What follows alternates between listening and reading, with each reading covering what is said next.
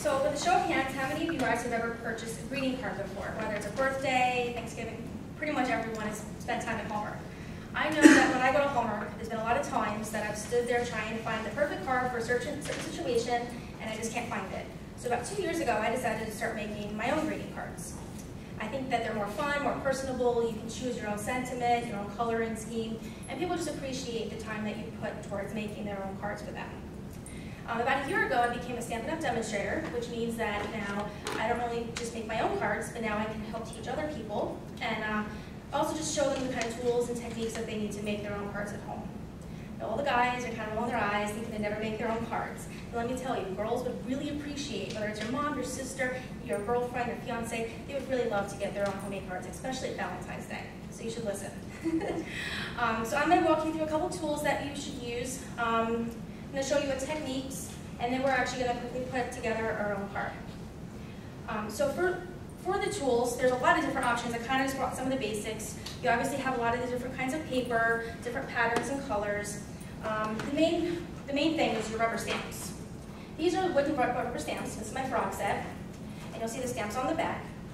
These take up a lot of room though, so Stampin' Up! Came out with clear stamps, which this is a whole set of stamps right here in this cute little case. When you have 400 sets like me, it's important to have something that's small to store. And with the clear stamps, you just have to mount it on a clear block. And you only need a couple of sizes of these. So they're a lot easier to have around than the wood ones. For inking, most people use just the standard ink pads. But you can also choose to use different Stampin' Up! Markers.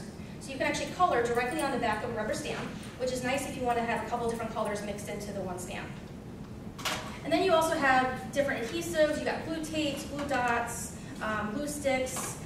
There's all different types of embellishments between ribbons. And the possibilities are endless. You probably have stuff laying at home that you could even put towards this.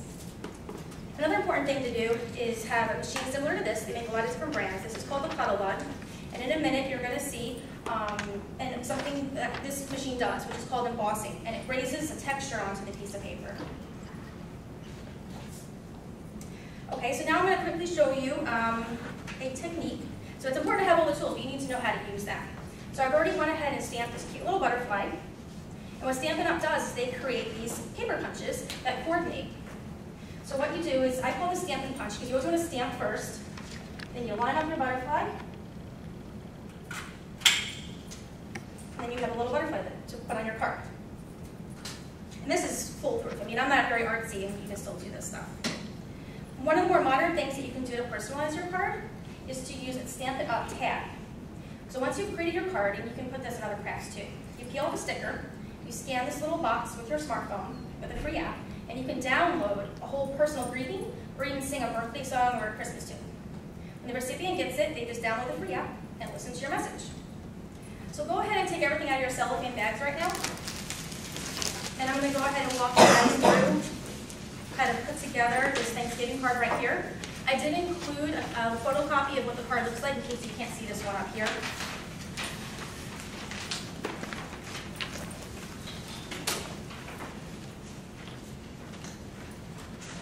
First thing you want to do is, I didn't do it on mine, but inside of yours you should have a sentiment.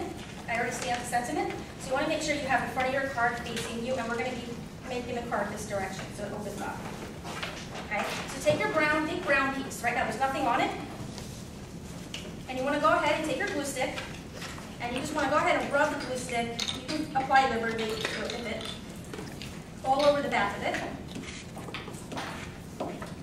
And what you're going to do is and don't worry because the glue stick is repositional, which is why I love this particular adhesive. So you're going to lay it down on the bottom, the front part of your card, like so. So you'll have a white space up top. And we're going to cover that up in just a minute.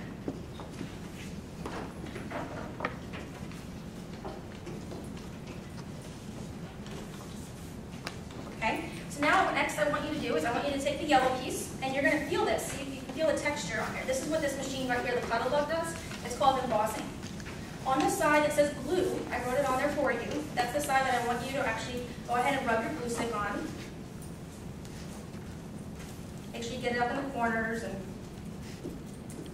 all over it.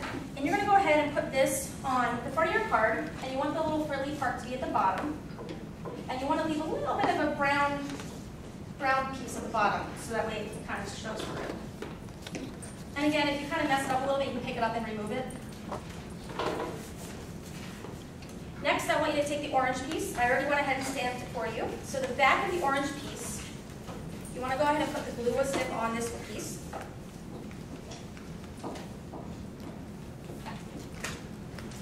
And this piece you're going to put vertically on the left-hand side of your card, like so.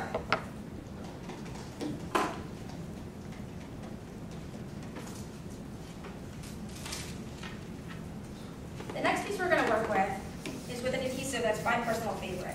It's this thin little brown strip, and on the back you're going to see 3 little white dots, and these are called Stampin' Up dimensionals. These are going to add some depth to your card, which is really fun. What you want to do is, in the back of these, there's little tiny white plastic pieces. You just kind of want to pick them off. And if the guys don't have nails, you can ask the lady next to you to do it.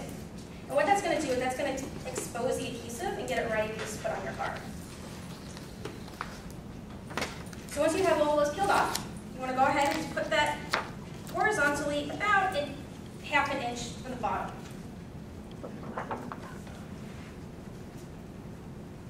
From the top. I would like you to now take your green piece and do the same thing with that. And for this piece, you're going to see that I already went ahead and stamped a cute little bucket of apples. I used some special watercolor crayons that I had to color it in. And just for fun, I attached a little piece of burlap, which you can get pretty cheap at the craft store. And once you peel off the backs of these adhesives, you're going to put that right over that brown piece, centering it. And there's your Thanksgiving Day card ready to be given out. And you do have included envelopes in your cellophane bags with you. So let's recap what I talked about today. I showed you guys some of the basic tools. Some of these items you have laying around your house, like paper cutters and scissors and glue sticks. Some of them probably are new for you. I've also showed you the Stampin' Punch, which is a really fun technique that anyone can do. I also showed you the talking tab, which is a more of a modern way to personalize your card with your smartphones. Then I went ahead and showed you guys actually how to make a Thanksgiving Day card. So I hope you guys all enjoyed this, and if you have any questions or are interested in maybe doing this as a hobby, just talk to me after class.